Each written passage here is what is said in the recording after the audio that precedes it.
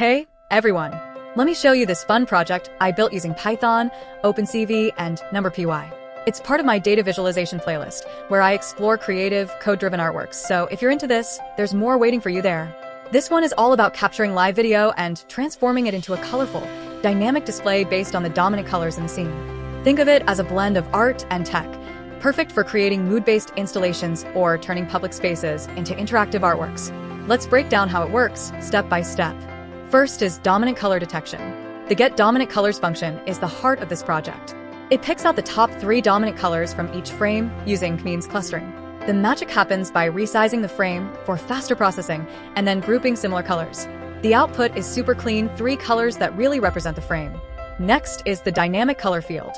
Here's the fun part, using those colors to create a fluid, wavy visual. The createColorField function does this with sinusoidal wave patterns, blending the colors in smooth, dynamic ways.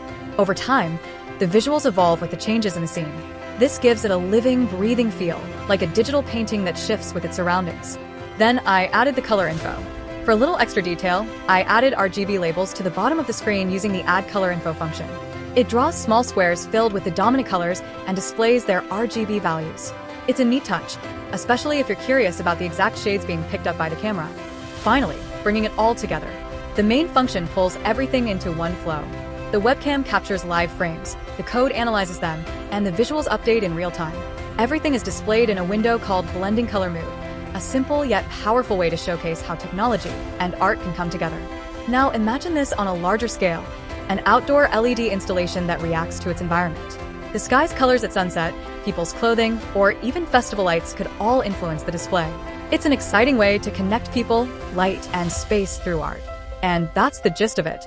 I love creating these kinds of projects, and if you enjoyed this one, be sure to explore the rest of the data visualization playlist for more interactive artworks.